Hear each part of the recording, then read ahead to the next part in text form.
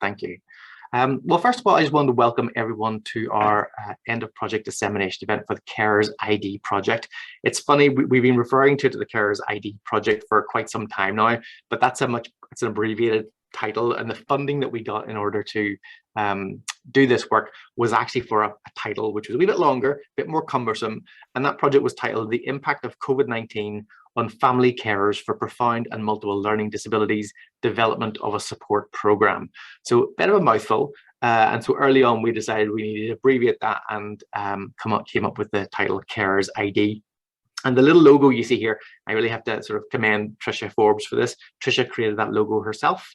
It's really lovely and has really set the tone for the look of our materials and the project as well. So that's kind of where we are. I also wanted to just point out these are my contact details. I'm the leader or the project investigator for this work. I'm Dr. Mark Linden. Hello, and you're all very welcome.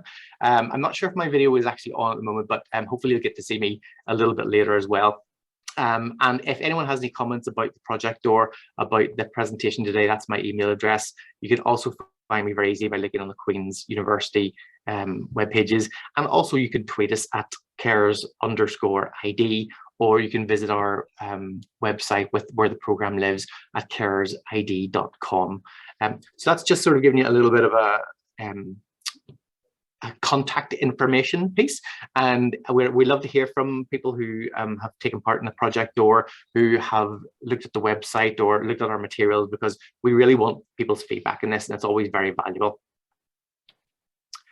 The first thing I really have to do is thank everybody who took part in this project.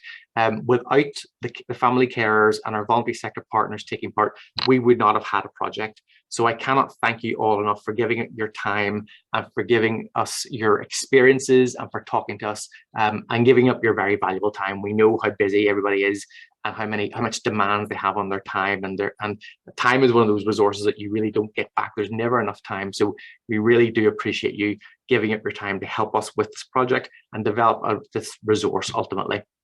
I suppose I should also mention that on the call today, we're hoping to have a number of family carers, but there will also be people from the voluntary sector organizations. There could be academics, there may be policymakers as well. So we have a real mix of people on the call today, and hopefully the presentations will be pitched at the right level there. If there's anything you're not sure about or anything you'd like further clarification on, I would be great if you could just pop that into the chat. We're happy to do that, of course.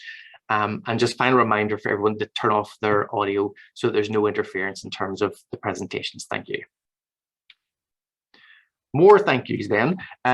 We have had a number of great partners, both academics and in the voluntary sector. So our voluntary sector partners were the All Wales Forum, Brain Injury Matters, PAMIS, Autism IE, and Sunderland People First. And as many of you probably know, this was a UK and Ireland wide study, and we had representation from all 5 regions, 5 countries, and that's really what made this project a success, was the input from our charity partners and of course our family carers from those regions. But without them we wouldn't have had a project, so again a big thank you there.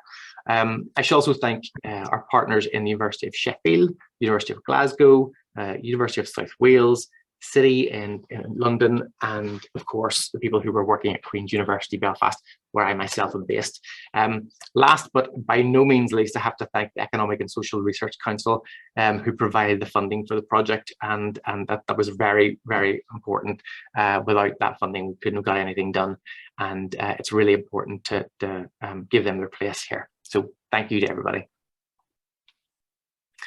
This is a little snapshot of our very attractive, I think you'll all agree, Carers ID research team. These are our professors and our doctors and our colleagues who gave up their time over the last 18 months to work on the project and to deliver on the various aspects of what we've done here. I'm sure everybody here recognizes Dr. Tricia Forbes, who conducted most of the focus groups and spent a lot of time chatting to everybody. We also have then Dr. Rachel Leonard here, who has newly joined our team, has been working for the last few months on the project, and will be working further on the project as we continue. So everyone has really given up their time, and has pulled together on this, and I'm very appreciative of that. But I just thought I might put some pictures to names that you may know from the website or from other sources. I realize that my picture isn't here actually, and I kind of thought that would be because you would see my face when we're presenting, but I'm not sure it is there. I'm sure we'll get the opportunity to meet a little bit later on in the presentation. So this is what we're going to be talking about really today. My job here is to give you sort of an overview of what the project involved, as well as what we're going to be doing next. So the kind of overview will be here, here are the various steps that we took in order to get to where we are. How do we develop the program, sort of thing? Give a little bit of background there, and then what we're going to do moving forward in the next phase of this work. Tricia is going to then talk about the work we did with the charity partners. So as you know, we had 5 charity partners, and we conducted focus groups as one of the first steps in terms of our work to sort of get a sense of what things were like in the charity space, and how the charity partners were focusing and helping family carers get through this very difficult time with COVID. Then Rachel's going to talk about the carers focus group findings, and those focus groups were really finished, I guess, in November, actually. So that's very, very sort of fresh to us. And we've been working on the analysis of that and what those words meant. So it's usually very important for us to present that information so that you can recognize that as carers, and you can sort of get a sense of where we went with the information you've given us. And hopefully you'll recognize what we've come up with there, and you'll probably see some of the quotations from the interviews that we did there.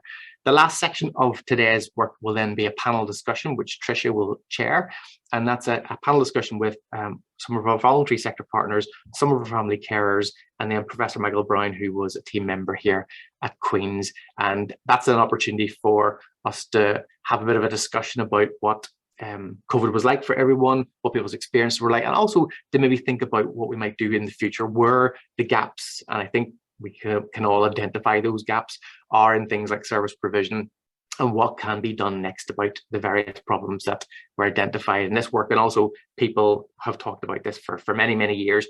What can we do about that? And hopefully that panel discussion will generate some good ideas. So we began the project really in June 2021. That was really when Tricia came full-time onto the project. She had been working for a couple of months beforehand in a part-time capacity, but we sort of started really going full guns on in June 2021, and that was it for 18 months. So it's incredible how fast 18 months goes. You would not believe how quickly that went. We were busy all the time, and of course we had lots to do and cope with, coming out off the end of COVID and still having some of those restrictions in place. But it was an 18-month long project, and I think we did a lot during that period of time.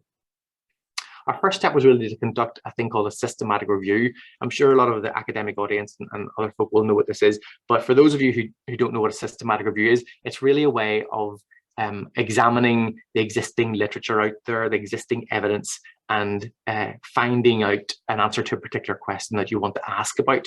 One of the things that we were very conscious of was we knew that family carers and our charity partners had always talked about there being gaps in service provision. And of course, we are an academic body, so we can't provide services. We can't provide further physio or psychological support or OT or anything like that. It's really beyond our remit, and we don't have the funds to do something like that. So our first thought was, well, what can we possibly do to help? And that sort of coalesced around this idea of an online delivery of some sort of program, but we didn't know necessarily what that program might look like or what problems might be encountered in that. So the first thing to look at would be, let's look at other people who've done similar things and see if we can learn something from them. And that's really why we undertook that systematic review. The next step was really to work with our voluntary sector partners, our charity partners, and have focus groups with them to trying to understand from their perspective what family carers have been going through during the pandemic, what issues were really coming to the fore, things that they had identified themselves as problems, and possible solutions that they thought worked well for them. And as you know, our charity partners do some amazing work, and they have been on COVID, and they have helped families from the start. They have done an amazing job, and people have done just really important and very impactful work there. So we thought, well, let's talk to those folk. They have such a wealth of experience. Let's learn from what they have, and let's see if we can add something. The next stage was then to talk to our family carers. So getting one perspective was the charities. The next perspective is then, okay, let's talk to the people who are on the ground, who are caring for their loved ones day in, day out, and who have had direct experience of this removal of services, the shutting down of society, and the impact that has had on their caring role. So we wanted to talk to family carers about that face to face, and we did that via these focus groups. As you know, those are sort of where you get a group of between 6 to 8 folk in a room, and you chat to them. Obviously, we did all these things online because of different restrictions, geography being one of those, the restrictions that were in place at the time, of course, as well. And one of the lovely things, in addition to the data, the information that we got out of those focus groups that really resulted in that, was that family carers enjoyed talking to one another. It was really nice to connect people and for folk to share their experiences, and for folk to learn about other people's lives and what they had encountered during the pandemic. And that's something that sort of, I think, has come out very strongly, that family carers really appreciated having the time and space to connect with people. And that has sort of fed into our program, which we'll talk a little bit about further on. We were always aware that developing the program was all well and good, but once you've developed something, you don't necessarily know if it's any good. And so we needed to then think about, well, how will we then find out whether this is good? And so we thought what we need to do is really ask for additional funding in order to continue this work, in order to develop the work a wee bit further. And so we applied to the Baillie Thomas Charitable Fund around May 2022. And at the end of November 2022, we heard that we were successful for that funding. And that will allow us then to continue. We're going to start another aspect of the work in April, and that will run for around 2 years in order for us to refine the program and to test it, to make sure that it is something that may be in some way useful. And ultimately, we may find it is not useful. We may find actually it doesn't do what we wanted to do, in which case that may be the end of it. But that resource will be there, and we will open it up further once we've got that piece of work done. And as I say, that'll commence in April 2023. Our project then ended on the 31st of December 2022, and I'm delighted to say that we did everything we set out to do. It was a bit of a rush at the end. Things kind of sort of almost got the better of us in December, but we managed to do the last bit of the work. And again, thanks to everybody who was so responsive to that and who fed into that. The family carers were wonderful in terms of looking at the program, giving us some feedback, completing the acceptability questionnaire, and then for some folk to take part in an interview about that.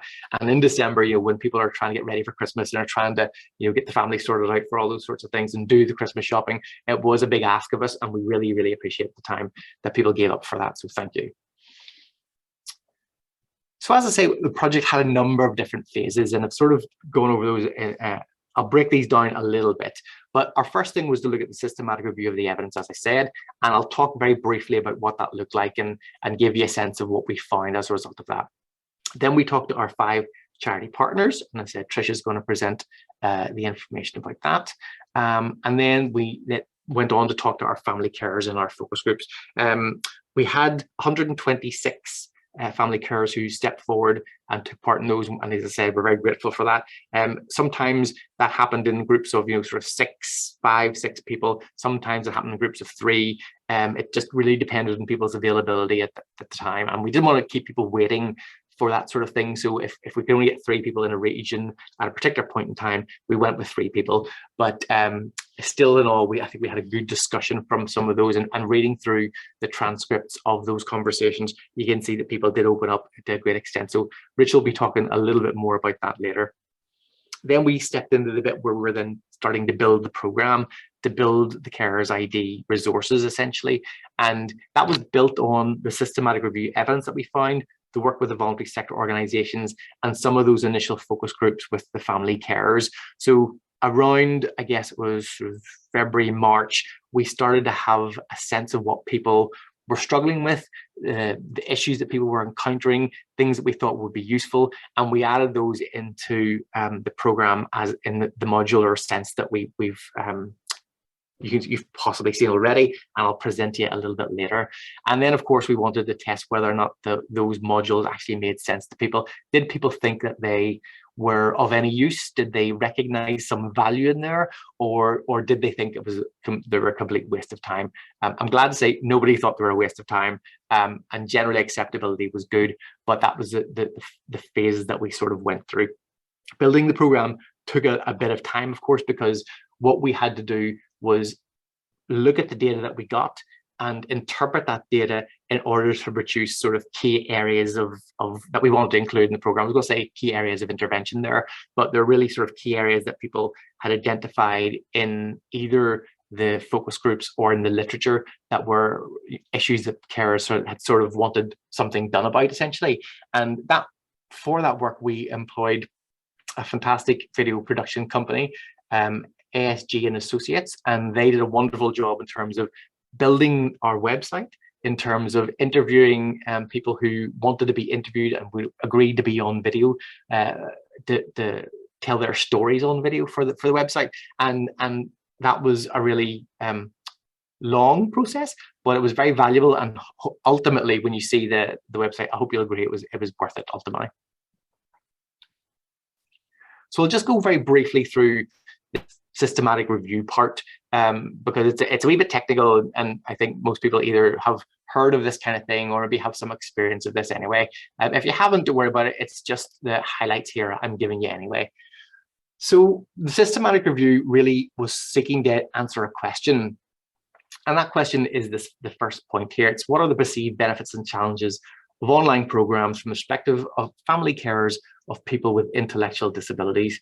So we wanted to basically understand what are the challenges, what are the benefits of using these online programs, who has used or who have used these programs before, what did they think about them, what were the problems that they faced in implementing them, and what did they do with them, what sort of things were people using these for. As I said earlier, we couldn't commission services for anybody, so an online program was really a way of creating something that might be useful for a broad spectrum of people. And of course, because we had that UK and Ireland wide remit, we wanted that to be able to be delivered in as wide a way as possible. So for the more academic folk on the call, you'll recognize these databases: ERIC, Medline, PsycInfo, and CINAHL. Those are just repositories of literature evidence that people have put up there. So ERIC is like an educational database. Medline is really about sort of medical stuff and nursing. PsycInfo is more social sciences, psychology, and CINAHL is a nursing database. So we asked a subject librarian to come on board and help us with the searches, because you want to make sure that you get these things correct. And when we did our searches, what we found was something in the region of 5,732 pieces of research. Now, the vast majority of that was not original. Or sorry, wasn't not original. The vast majority of that wasn't relevant to what we were trying to do. It was a little bit off in one regard or another. And when we applied our inclusion and exclusion criteria to those papers, we found about 19 that sort of fit with what we were trying to do, and we thought we'd answer this question in some particular way.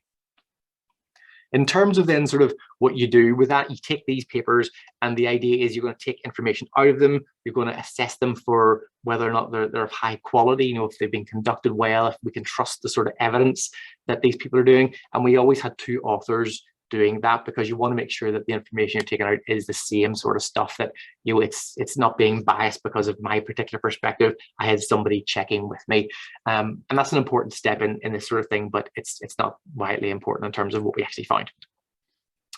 So these are our findings. We thought that 6 of those papers had a strong level of evidence, that they were very trustworthy and would have I suppose a higher influence in terms of what our thinking really. We thought 11 of them were sort of moderate evidence, and 2 we thought were quite weak in terms of how they approached what they actually did. What people had actually done, the areas they had covered, was to focus on helping carers specifically in 4 of the papers. In 14 of them, it was actually carers helping their family member, and 1 paper discussed a program which tried to do both of those things. So with the focus of our work looking at helping carers specifically, we thought that there was a real sort of gap in the literature about that being really only 4 or 5 papers here, which actually address that. In terms of then the benefits that were identified in these, it was really around accessibility. So people often talked about how using online programs was much easier in terms of, people being spaced in terms of rural or urban settings, and the services that were available in a particular setting. So sorry, I think someone had just joined and maybe their audio was on there. So some people were busy saying, it's much easier to use an online program because of geographical influences, and that's a really good thing that online programs will actually reduce. The other thing is obviously then reduced cost. So in terms of things like travel, in terms of things like maybe childminding or having to take time off work, these online programs could be used to fit around people's schedules, and that was seen as a good thing. Following on from that, then flexibility is that other piece where if things were recorded, they could be listened to at night or in the morning or whenever someone could fit them in. And of course, if a program just existed online, it could be looked at whenever there was free time. So flexibility was also seen as a really important benefit. Some of the challenges then were really around access to technology, and it was sort of acknowledged that really technology is something which is becoming more ubiquitous. It's getting better and better all the time, and many people have access to mobile phone technology, and that's an important way to access any kind of online content, of course. Again, there are problems with online with mobile technologies. You might be in a sort of a dead spot or a spot where there's very poor coverage, and so even having decent technology may be a problem. And that brings us on to things like technical issues. So some people are more conversant with computers or with mobile phone usage than others, and so may be better able to cope with any issues that arise. And so that was an important challenge that we felt we sort of needed to address, really. And the other thing, which a lot of papers didn't really touch on too much, but is absolutely clear, is the social connection is often missing then from an online interaction. If you're listening to recordings or you're surfing the net, you don't really have that kind of one-to-one interaction or even that group interaction, which people value so much. And particularly coming out of the pandemic and having a reduced access to that social connection, people really value that, as I think we can all acknowledge. So moving on then to the website itself, I had wanted to sort of be able to take us out of this presentation. And for those of you who maybe hadn't viewed the website, take you to the website and click on links and do that. But I just thought it was a bit too risky in terms of the technology. So I've just gone with some screenshots here. And this is really the landing page of the caresid.com website. And this is really based around the color scheme is really taken from Trish's original logo. As you can see, it's like the pinks and the reds and stuff.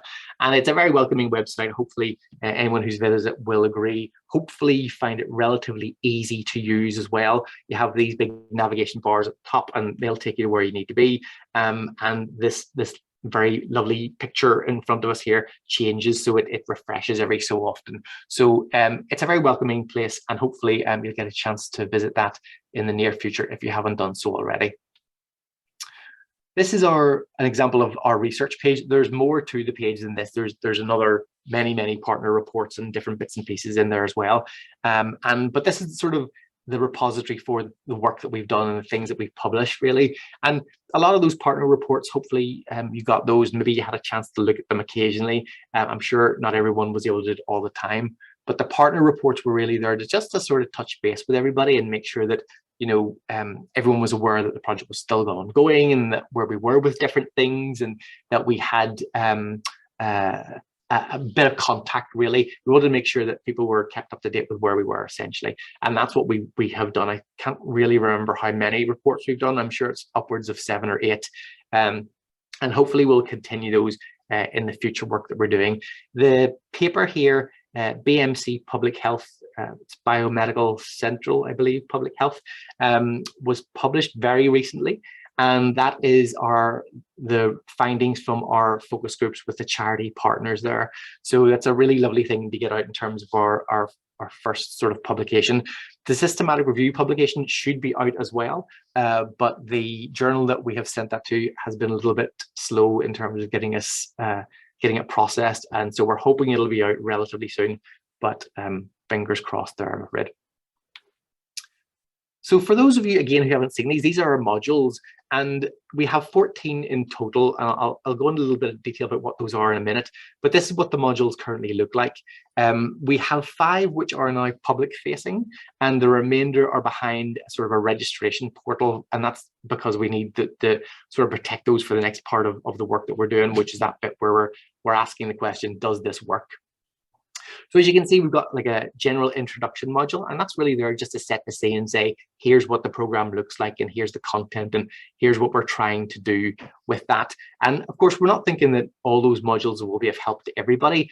Maybe 2 or 3 might be giving you some new information, or even one might find a you might find a suggestion in that module that really helps you, or maybe it might not be that helpful. But ultimately, we hope that there's something across all of these modules that will speak to you a little bit and will in some way help with your experience.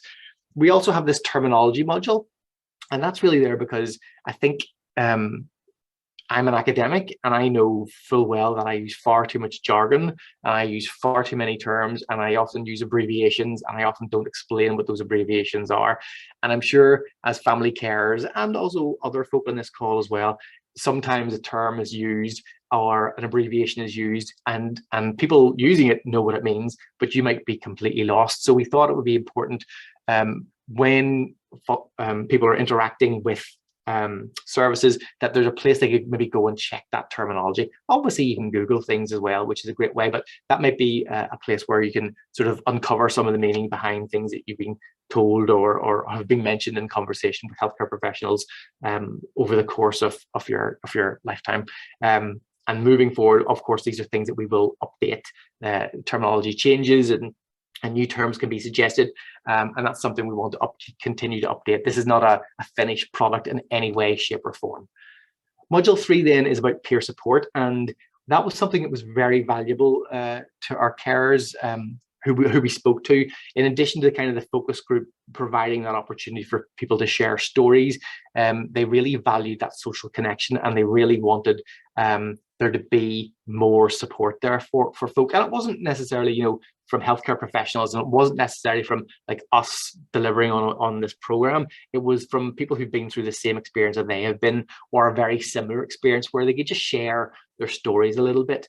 And so we thought it was really important to have a peer support element to this program. And what we've thought about doing here was really starting off by asking people to volunteer to become mentors, and setting up sort of this mentorship program where you have a number of mentors who could then arrange to have meetings with people who wanted to be mentored, people who wanted to be mentees essentially, and who wanted to have a chat and talk about things.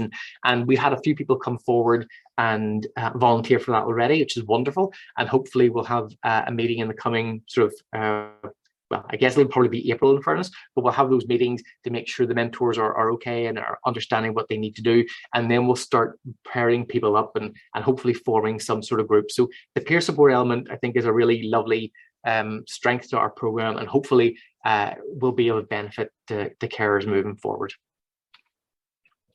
We also thought it was important to have this module about COVID experiences because, as you know, this work was about the impact of the COVID pandemic. And just because the pandemic is over now, it doesn't mean to say that we're all okay, that the scars of that don't still exist, and that what we went through hasn't had an impact on our families and on our mental health and on our physical health and all those other areas that the pandemic touched upon. And that will continue for many years. And here I'm not even talking about the medical instances of sort of long COVID. I just mean the removal of those services, the fact that sometimes people's care really hasn't returned to the level it was pre-pandemic, or that there have been things that happened in families that were quite triggering and quite traumatic for those families during COVID, and that really does need to be acknowledged. So the COVID experiences module is really capturing some of the stories that people said are shared with us in our interviews with ASG and partners. The videoed interviews, but also some of the quotations, and I'll show some of those in a moment or two, which really sort of bring home what people experienced when they were going through COVID, and also what that was like for them and their families. So it's a really important module, and I think it's something that a lot of people will recognize themselves in. The next one, managing stress, is fairly straightforward. I mean, what we're trying to do with that is acknowledge the fact that, yeah, you're going to be stressed. This is something which is common to many people, and of course carers of people with disabilities experience stress on an ongoing basis, and it's one of those things that is just there all the time. We hoped that maybe by highlighting some of this and identifying what that looks like, and sort of talking through what responses to stress might be like, we can also then help folk, but also suggest fairly low cost, low intensive strategies that may alleviate that stress. And one of the things I suppose people are very good at is managing themselves. You know, we're all very good about, you know, things that work for us and things that don't work for us. But there might be some information there you should like, well, actually, I haven't really tried that, or I don't really know what mindfulness is. Maybe I could learn a bit more about that, and that might help manage my stress a little further. So there's some hints and tips in there which hopefully people will find to be useful. So as I said, most of our modules are now behind this registration portal here. So modules 6 to 14 will be in there. And the reason we have done that is because we wanted to test, as I said, the next part of our work. We wanted to know, are these things useful? I mean, if you do look at, say, the stress module, does that actually help you? Or was it like, oh yeah, I read that and it had no impact on me at all? So the next stage of our work is to really test that. And for that, we can't allow free and open access to everybody. We sort of have to control that a wee bit, and that's why there's now this registration portal. So if people wanted to be included in that next stage of the work, it's a very straightforward process. You just have to register. An email will come to myself and Rachel, and what we'll do is we'll put you into into two groups. One group will receive the intervention immediately, and another group will receive that intervention in a few weeks' time. And you'll have to fill in a couple of questionnaires sort of thing as well, in order for us to look at whether or not these things, the modules, have been useful. But that is kind of the next stage of the research. So I just wanted to let you see what the content of these individual modules actually look like. So this is just a wee excerpt from COVID experiences, but they all follow a similar sort of format. So we have this overview bit to tell you what the module is about, and then we typically have a video clip. And it was lovely that our family carers volunteered to give up their time and to tell us their stories on camera. And we've then had our video production folk come in and edit that and add different graphics and to top and tail it essentially. And what we have now are these lovely videos which sort of give you a sense of what people went through for each of the modules. So experiences for stress, for family relationships, for resilience, etc. All those have little kind of explanatory videos that you can look at, and I think people have responded very positively to those.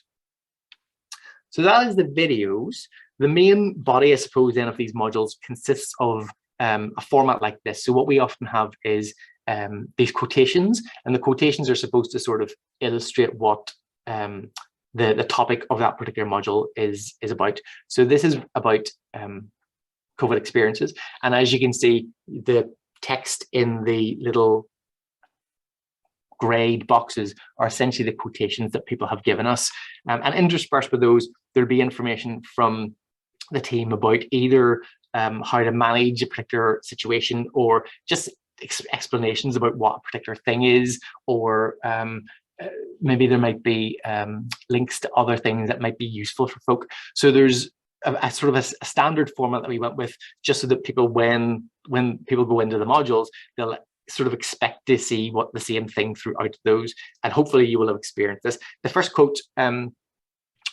is a really nice one, I think, and it says, "I think I would say for the first months throughout the first lockdown, I must have went through every stress and emotion. I'm a pretty calm person normally, but I was really quite stressed because I had a total sense of responsibility for two young people." So I think that's really something that many people will recognize, the fact that they no longer had the support system that they had, because people weren't allowed to mingle until the bubble thing came in, of course, and services were drastically reduced, and family carers were then left sort of on their own almost, and had to have complete responsibility for the people under their care. And that may have been the first time in many, many years that was the case, or maybe that was something that they were used to. And people did have different experiences.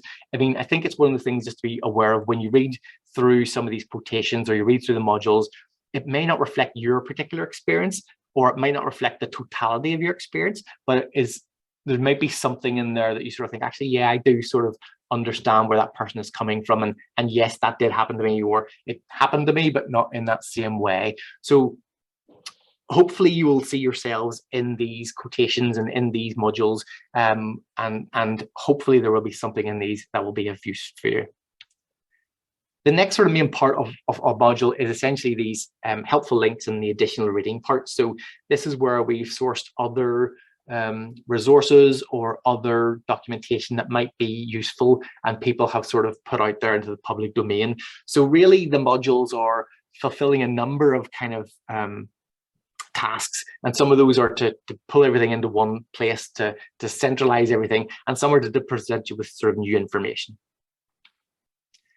So in this slide, I wanted just to present you with a little excerpt of the video that we had, which I think is just lovely.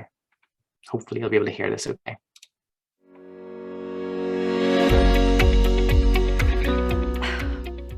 Difficult. Hannah's pre-COVID assessed needs was 5 days a week and very routine bound. And whilst that's hard work, when it stopped, my goodness, it was so difficult. How do you keep somebody with severe learning difficulties amused and occupied for 5 days a week because everything stopped? But it stopped for everybody, so we didn't feel sort of disadvantaged or different. It was just, this is it. And it was a bit of a novelty at the start, eating outside, having, you know, not barbecues, we're not barbecue people, but to eat outside and have the good weather in the first year. So it was all a bit of a novelty. But when things started to come back to normal for most people, we were still lagging behind, and I felt miffed, put out, you know, why was I being overlooked? Why was all our family being overlooked, and particularly Hannah? And in the first year of COVID, we started back 1 day a week and then 2 days a week. And I think that was it for the first year of COVID, was just 2 days a week. And only now, 2.5 years on, are we back to Hannah's full pre-COVID assessment of 5 days a week plus transport. So it was difficult keeping her occupied, driving around the countryside when you weren't supposed to, and nothing to say that your daughter had special needs. And, you know, if you were pulled over by the police, as my husband was, you know, it would have been nice to have had something that you didn't have to explain, that you could have showed a card and said, well, this is why we're out, because if she stays in, the behaviours aren't going to be good, and it's so difficult for the family. So we found it difficult, but I was fortunate, and the family were fortunate, that we all worked together. And David had just retired, so we didn't have anybody working from home. It was just do what you could when you could, and that flexibility helped. COVID, I suppose at the start it was a shock. You know, we were in this bubble of being at home together for the first time.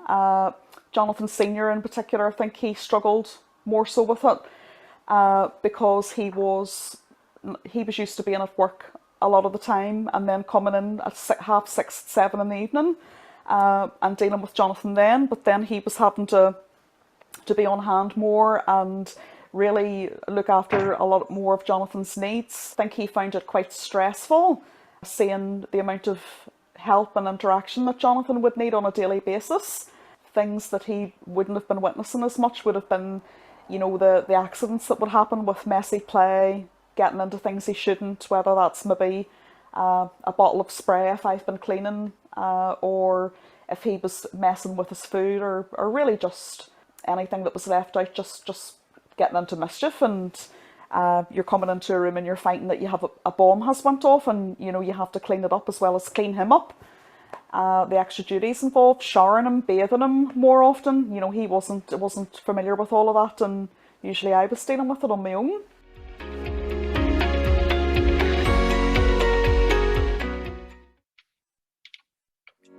I know I'm wildly biased, but I absolutely love our videos, and I think they're a lovely snapshot of individuals' lives. I know Joanna's on the call today and will be taking part in the panel later on. So thank you, Joanna, for taking the time to give us that lovely footage. It was obviously lovely to see a wee snapshot there of your life. And yeah, it is just capturing something that I think is sometimes missing when you just create a written text. So it's lovely to see that. Just talking a wee bit then about what our other modules include, we're talking about things like resilience, things like accessing local support, things like family relationships. I mean, families at the best of times can be, difficult. Sometimes things go right and sometimes things go wrong, and sometimes we need ways that we can deal with those relationships and ways that we can calm the situation a little bit down. So we have the module on family relationships was something which was quite important, and something I think that we've done a reasonably good job on there. Obviously, we want to improve these. So if anyone has any tips on how you might improve those, by all means, drop us a line. We've got things like reducing low mood, which was really about sort of low mood and depression, and ways that you can sometimes improve that, and also explanations of what happens when you undergo that, and also help seeking. What should you do if you're experiencing depression or low mood? And of course, then siblings was a thing I felt very strongly we needed to include, because sometimes the siblings get left out a wee bit. Sometimes they can be a little bit of an afterthought, when the focus is really on one individual child or in a family, or maybe in some instances I know that there's caring responsibilities for kids with disabilities.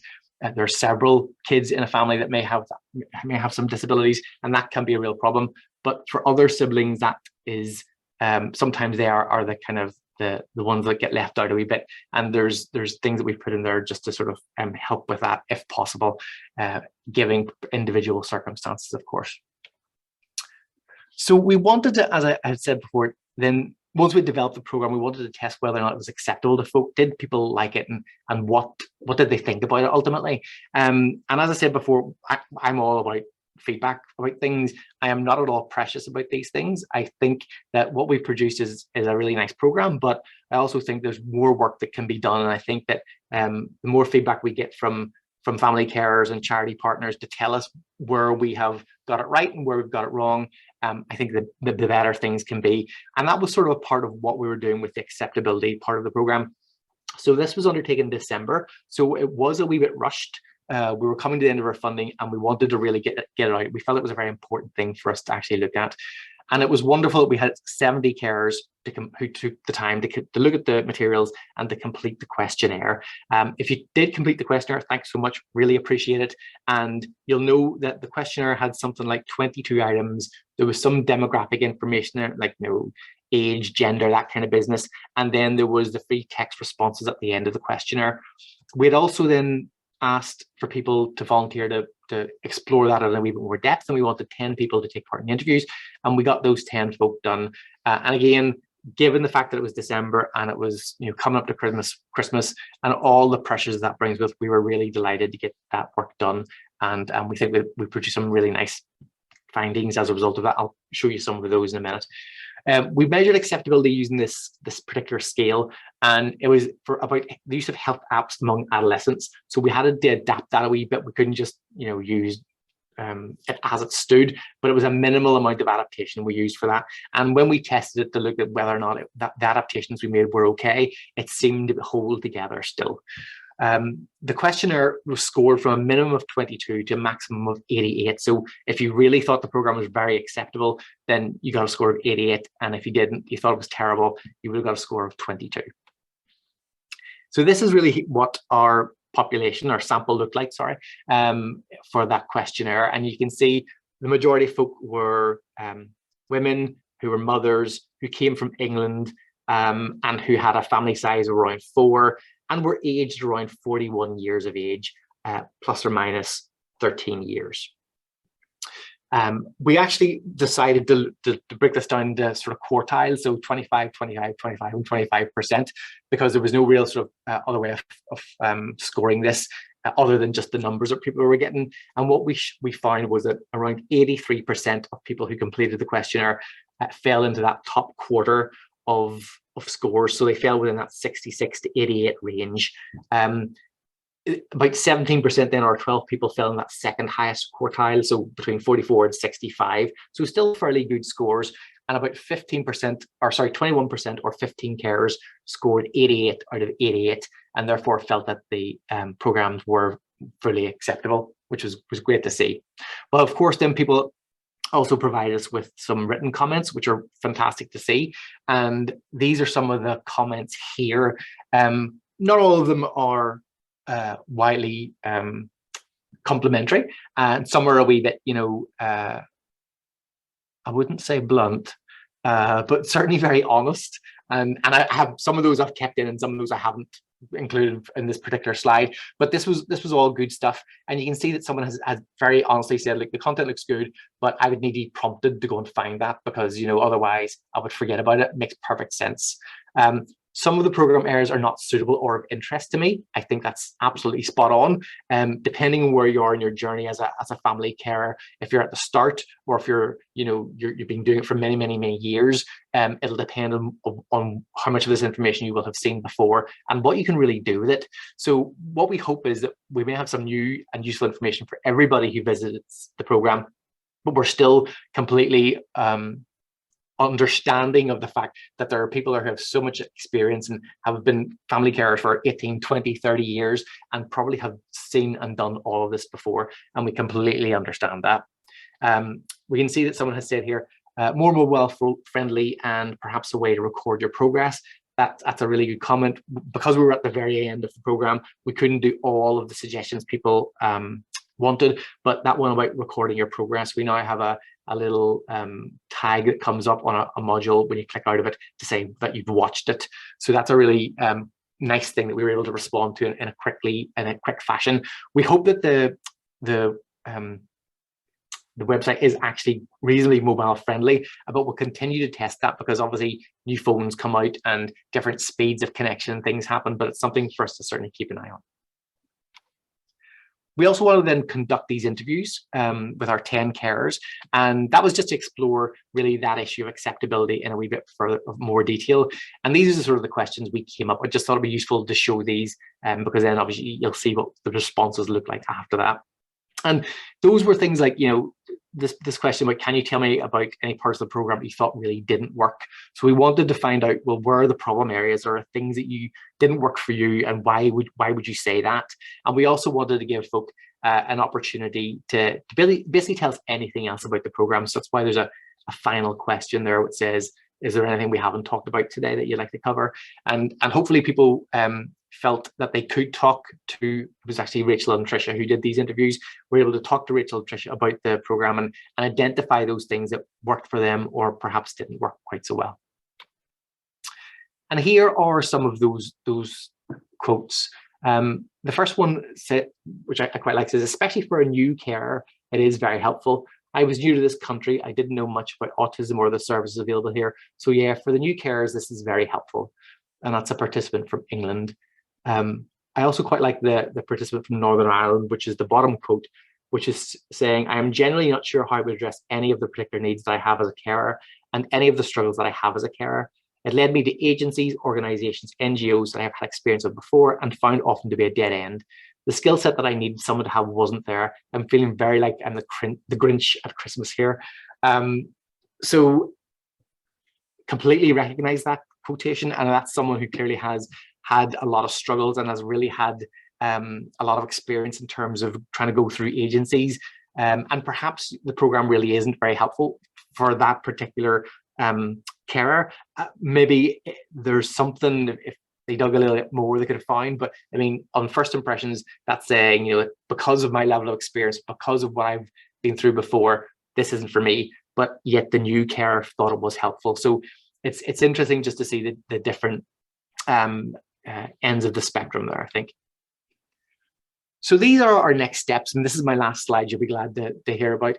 The next steps really are about telling people about what we find, and this is what we're doing today. You know, it's important for us to tell people this is what we did and this is what we found, and ultimately here's what we want to do with this work. It's important because we want these findings to also inform service delivery and practice further down the line.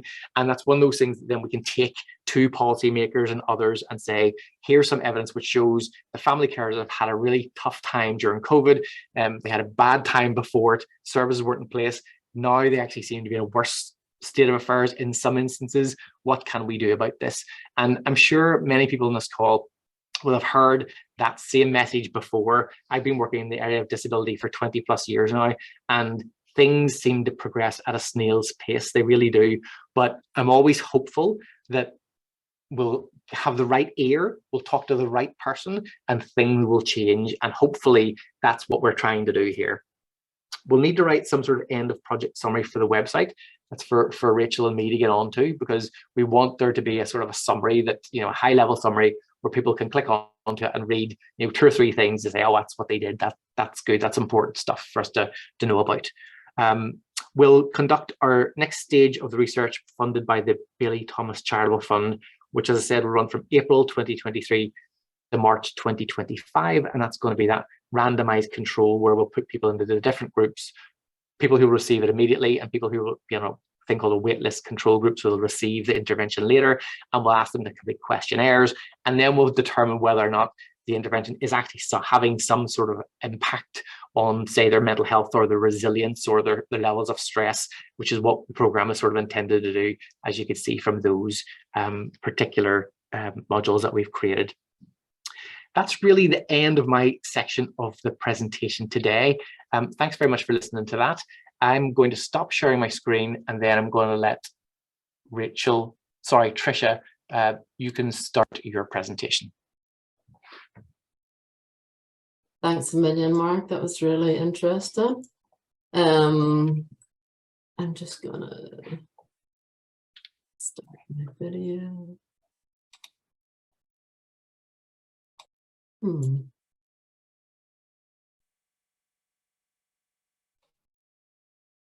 Sorry about this. I'm just trying to figure out how to get into presentation mode here. I think I might just have to go with that. Sorry, guys. It's okay, we can see it fine, Tricia. Okay, no worries. So thank you so much, Mark. That was such an interesting presentation. My name's Tricia Forbes, and I was the research fellow on the Carers ID project until December, just last month. So I've probably met quite a few of you online before. I just wanted to start by reiterating some thanks that Mark has already expressed to the rest of the research team, particularly Dr. Mark Linden, the principal investigator, for all his support and guidance. I also just wanted to thank the members of the project advisory group, the voluntary sector organisations who helped with and took part in the project, and each and every one of the family carers who took part in the focus groups. It's been a real privilege to be a part of the Carers ID project, and just to be offered such an insight into people's lives and some of the struggles they're faced with. So thank you so much for trusting me with that. I'm going to speak today about the first phase of the data collection for the Carers ID project, which was the aspect that focused on the voluntary sector organisations' experiences of the COVID-19 pandemic. So as Mark mentioned, we've had this paper published in the journal BMC Public Health last year, which was based on this aspect of the research project. So ultimately, we were interested in the impact of the COVID-19 pandemic on family carers of those with profound and multiple intellectual disabilities. And we started by gaining the perspectives of people working in charities in all 5 regions of the UK and Ireland. So just in terms of context, obviously carers of people with profound and multiple intellectual disabilities experienced a reduction in healthcare services due to the COVID-19 pandemic. Research has shown that people with intellectual disabilities and their family carers experienced significant strain during the pandemic. For example, there was a study by Linehan et al. In 2020, and this was an international online survey of carers and support professionals with 3,754 respondents conducted in 12 countries between August and September 2020. And it showed that carers actually experienced high levels of stress and depression. Charities provide ongoing care and support for families of individuals with disabilities, for example, supported living, residential services, daycare, vocational training, supported employment, respite care, leisure and advocacy. So with the removal of services and support structures during the COVID-19 pandemic, the voluntary sector became even more vital, with many services moving to online support platforms to provide essential services for families. So the COVID-19 pandemic has brought about changes to the lives of many, obviously. However, to date, little research is focused on the experiences of family carers of people with profound and multiple intellectual disabilities. And the research presented here sought to capture the experiences of family carers of people with profound and multiple intellectual disabilities during the COVID-19 pandemic. Further, the project sought, with the aid of charity workers and family carers, as we know, to develop this online support program, which would reduce the impact of the pandemic on carers. So basically, in terms of the methods then, for this section of the data collection, my presentation describes the first phase, which was the data collection in a larger study intended to explore the experiences of family carers of people with profound and multiple intellectual disabilities and develop a programme to reduce the impact of the COVID-19 pandemic. So Rachel will be talking a wee bit later on after this presentation about the carers data, as Mark mentioned earlier. So these findings describe the views of charity workers who provided support for these families during the pandemic. Employing a qualitative design allowed us to explore the experiences of charity workers during the pandemic and gain their perspectives on how the pandemic affected their clients. So 24 participants took part in 5 focus groups across the 5 regions of the UK and the Republic of Ireland. Participants were recruited from charities who provided support to family carers and comprised 20 females and 4 male members of staff. 5 members of staff were also self-advocates, which obviously means that they were also carers of a family member with an intellectual disability. Those focus groups were held between September and December 21, so a wee while ago now. Charities who provided care to families of individuals with intellectual disabilities were invited to take part. We sought the views of those with a client-facing role, and focus groups were conducted, as were all of the focus groups, using the online platform Zoom, with discussions recorded for later transcription and analysis. And just to say that the ethical approval was granted by the Faculty of Medicine, Health and Life Science Ethics Review Board at the Queen's University of Belfast, and participants were required to provide written consent prior to participation and were fully informed of their right to withdraw, the limits of confidentiality and data protection. And the 6-stage process called thematic analysis was employed to capture important features of the data in relation to the research questions. So the main focus of my presentation will be on the findings.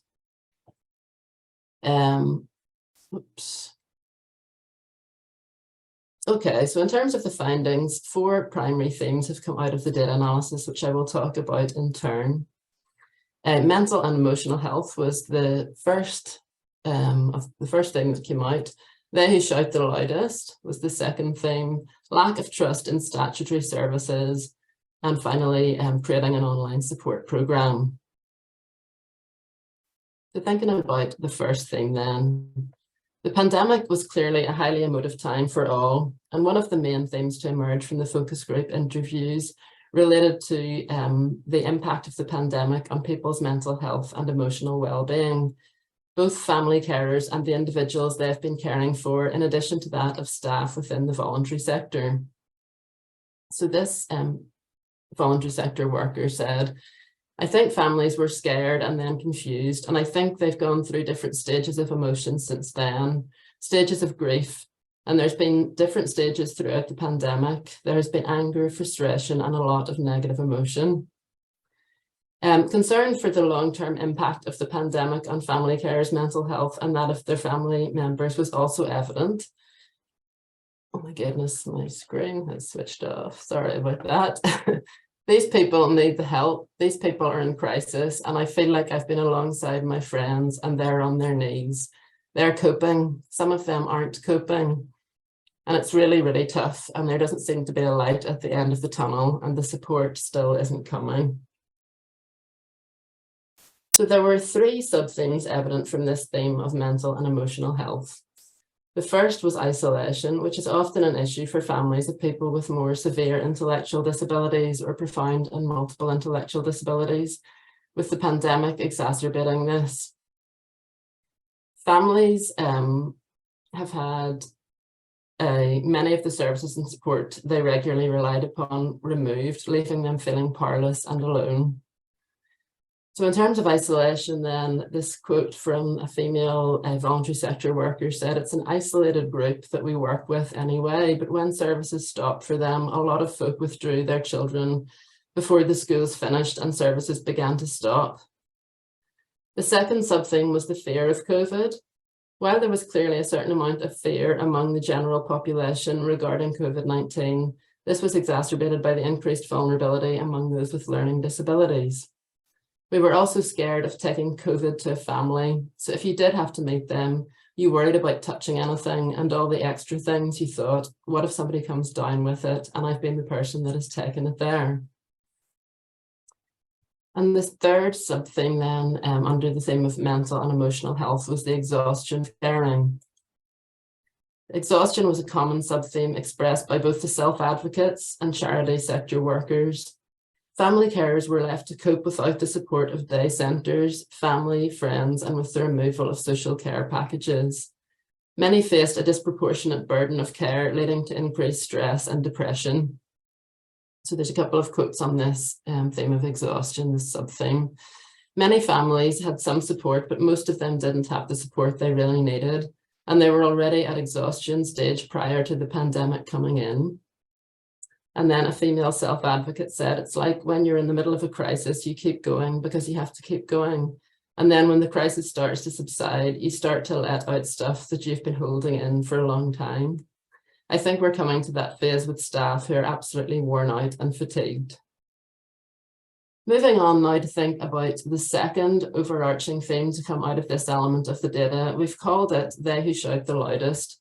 And it refers to the need for carers to fight to have their basic needs met and to have necessary supports put in place.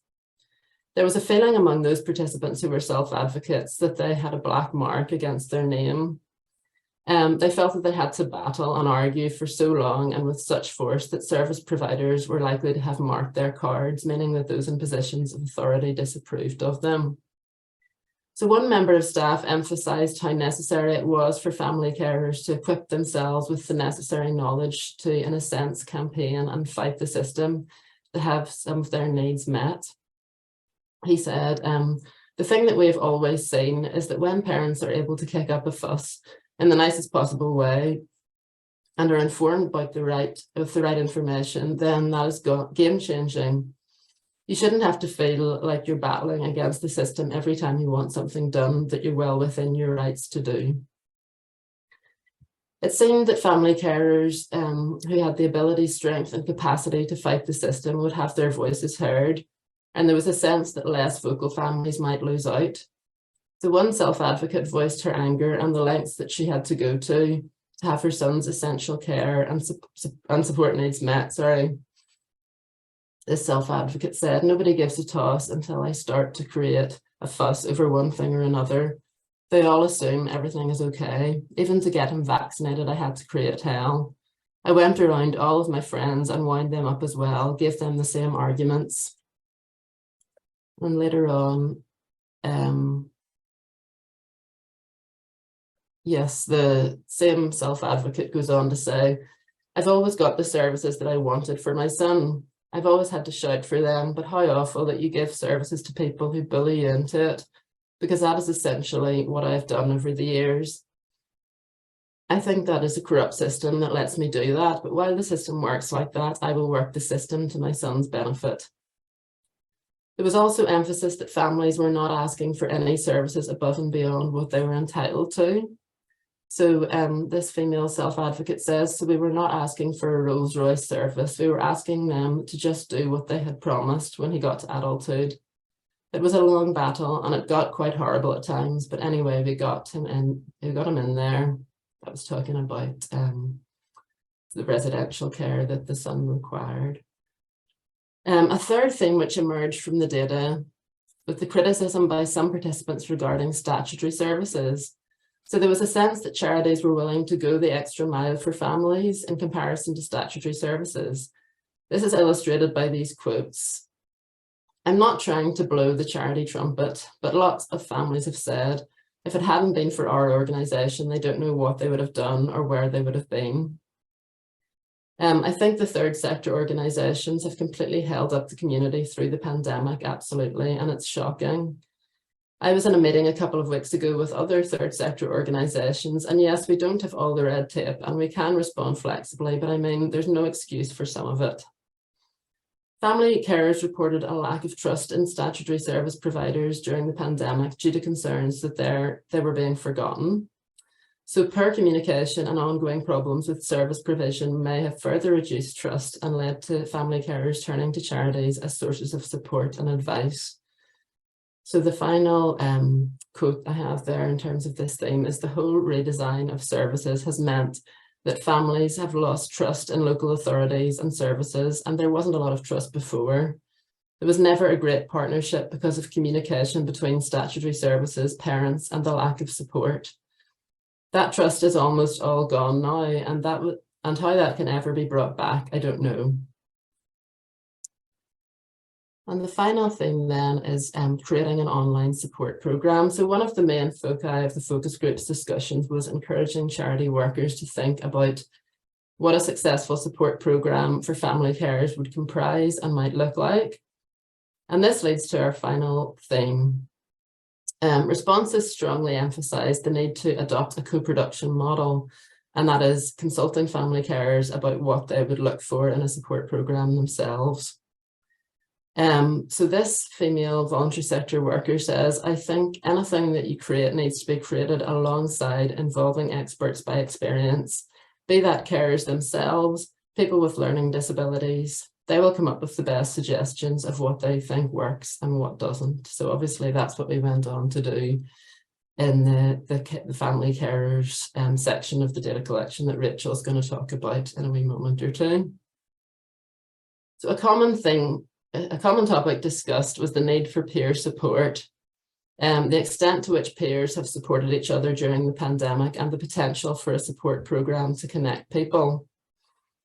It was felt that peer support for family carers would reduce feelings of isolation through sharing experiences and creating social connections to support emotional well-being. Family carers have expressed appreciation for support received through the use of technology, which linked them with family, friends, and certain services. So this female voluntary sector worker says, the first thing that comes to mind is some sort of reduction in isolation. I think a lot of our families are very lonely, so anything that can help that. Some participants discussed efforts that their organisations made or that they had been involved in during the pandemic, which were helpful in supporting family carers. Some charities had established online activities to engage those they work with. For example, online quizzes, bingo, cookery demonstrations, other things like yoga, mindfulness, well-being, music therapy, gardening, or exercise classes. So this female voluntary sector worker said, we were able to deliver our virtual activity programme. Every single member of staff pulled into the development of that programme. And what we now have, and have consistently had pretty much since the first couple of weeks within the pandemic, is a rolling programme of music, drama, storytelling, arts and crafts, sporting activities, carer catch-up, information workshops. Others felt that an online programme might include a one-stop shop repository of relevant, honest, reliable and easily accessible information. I think that information which is needed is where people can get support for a range of things really, care, support and leisure. So that was basically a very brief overview of the findings from the first phase of the Carers ID project. So in conclusion, the reduction in services coupled with ongoing historical problems with accessing supports has increased the vulnerability of family carers of those with profound and multiple intellectual disabilities. These families will continue to provide crucial care for their family members across the lifespan, sometimes to the detriment of their own health and well-being.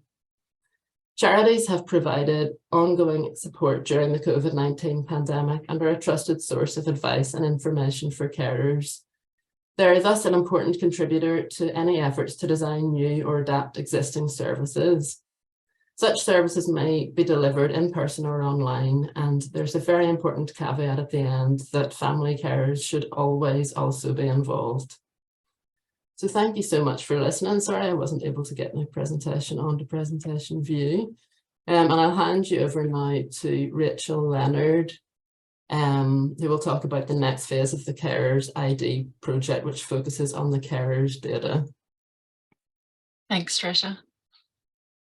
Just stop sharing if I can. There you go.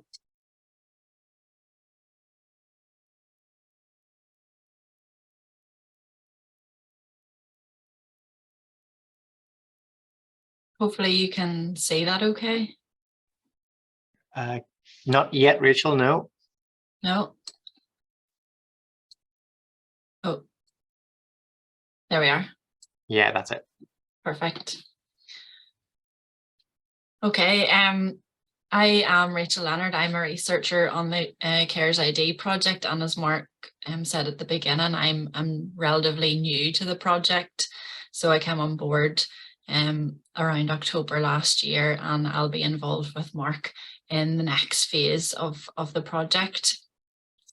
So I'm going to share some of our findings from the focus groups, and I can't take credit for any of these focus groups. It was Trisha that conducted all of them between 2021 and 22 with family carers. So our aim was to talk to family carers and find out what was the pandemic like for them, how did it affect them and their family.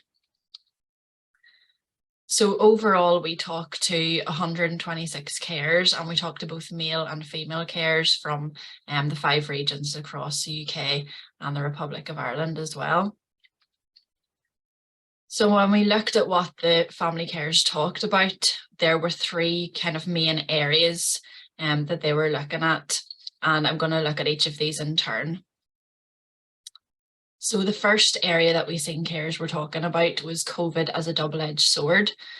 So everyone agreed that the pandemic was extremely difficult and there was lots of different challenges within the pandemic. However, in the midst of those challenges, carers talked about some positive changes and positive experiences. So some of those positive experiences were things like increased time, that meant that they felt there were increased bonds between the family, having more family time. Some carers talked about lockdown as being a time to refuel or a time to recalibrate, as this carer talks about. So this carer said, the pandemic just slowed me down so much. I think at that point I just realised I have to take the slower pace for the moment and allow to refuel. For us as a family, I think it did afford us a little bit of a break, and I realise we're very lucky to be able to say that, which is why I quite often say it was a double-edged sword. However, it obviously wasn't the same for everyone, with some carers describing the pandemic as a complete nightmare. All of the carers talked about lots of different challenges during the pandemic, and these challenges were mainly around dealing with change and fear of COVID. So a lot of the carers talked about the difficulties in dealing with the changes brought on from the pandemic, and these included things like feeling trapped in the house, the lack of routine, the change in normal activities, the lack of school, and so on. And not only did the carers have to deal with change, the person they cared for had to deal with lots of changes as well. And at times, some carers talked about this being very difficult for them to understand. As again, this carer described, she was talking about her son. He has been sitting at the window every morning waiting for his bus for day service to come, and it hadn't turned up. He was very upset every single morning. The carers also described a great sense of fear about COVID for both themselves and their loved ones. So for many, the person they cared for was deemed high risk at the beginning of the pandemic, and this resulted in a lot of fear and concern for the carers. There was also a fear of the unknown about COVID, which a lot of the carers talked about being compounded with mixed messages from the government regarding restrictions. Carers also described very difficult situations about not being allowed to see their loved ones who might have been in residential care, or families being separated due to the restrictions. And even though a lot of the carers described feelings of fear about COVID, they also talked about having to balance up the risk of COVID with their needs and their families' needs. So as this carer from England described their process of weighing up the decision to send their child back to school. They were frightened about sending their child in. I suppose we were too on one level, but it was the lesser of two evils is the only way I can put it. So we all know that over COVID and the pandemic, everything moved online. And as you heard from Trisha, the voluntary sector talked about that. So did the carers in our focus groups. And again, there was some mixed experiences. So for some, Zoom was a lifeline to the outside world. It allowed them to access different services that had been cut due to the restrictions. For some, it saved on time traveling to and from appointments.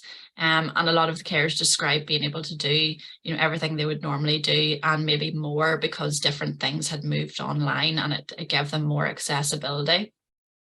However, online services didn't work for everybody. It was particularly difficult for those who may be IT illiterate, or for those who felt uncomfortable with it not being a face-to-face service, as it was something that was unfamiliar.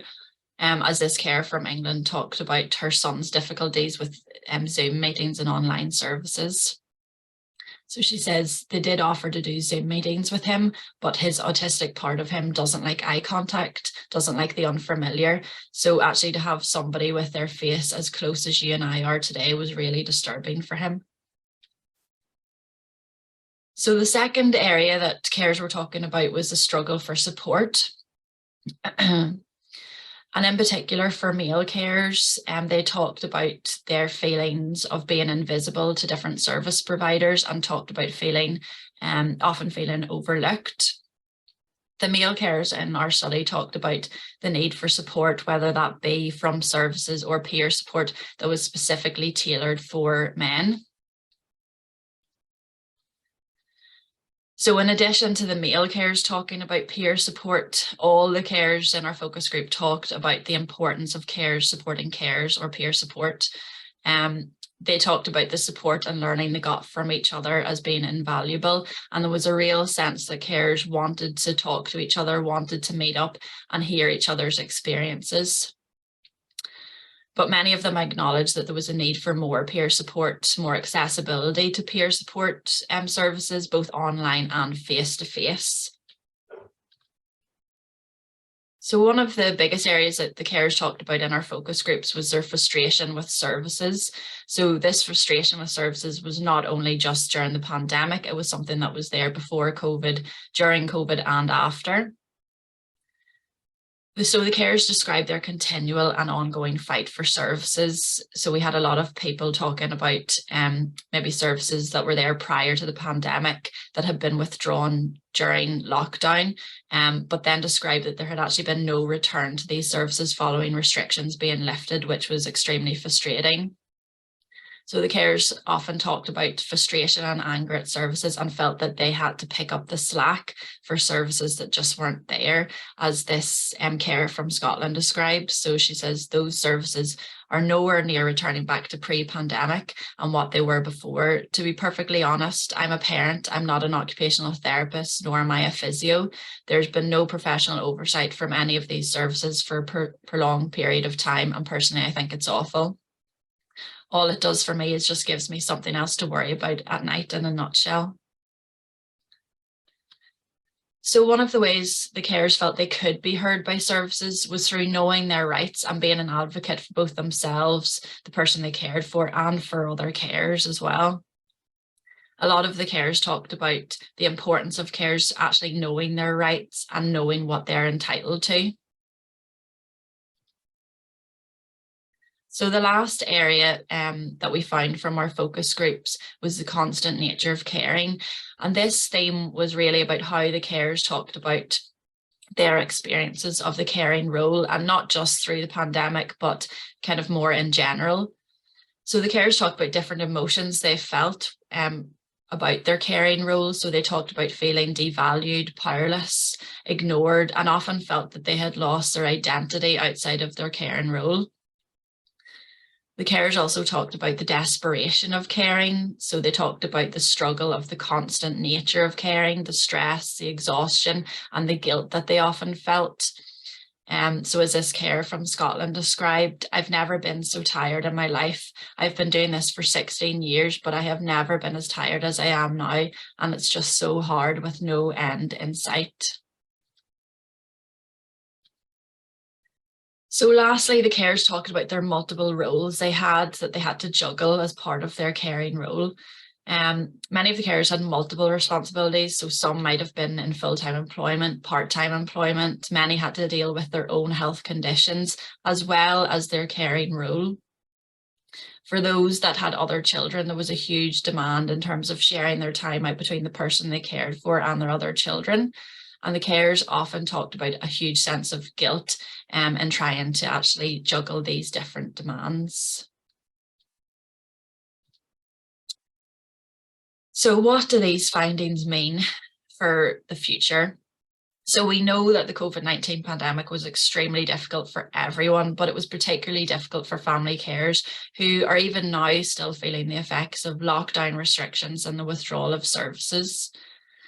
While the pandemic was very difficult, there has also been a lot of learning that we can maybe use in potential future lockdowns or future pandemics. So one area that we feel is worth looking into is the use of online services and how this can be further utilised and made accessible for all carers and their loved ones. I'm particularly thinking about IT literacy and disabilities that might impact on a person's ability to actually engage with online services. So while all carers feel frustrated by services, we find that this was particularly prevalent in male carers. So we need to think about how services actually engage with male carers and how we can promote more peer support for male carers that's specifically targeted for men. So as I said before, it wasn't just the male carers that valued peer-to-peer support. So all carers value peer support, and we need to think about how we can foster more of this in a way that's accessible to all, both face-to-face and online.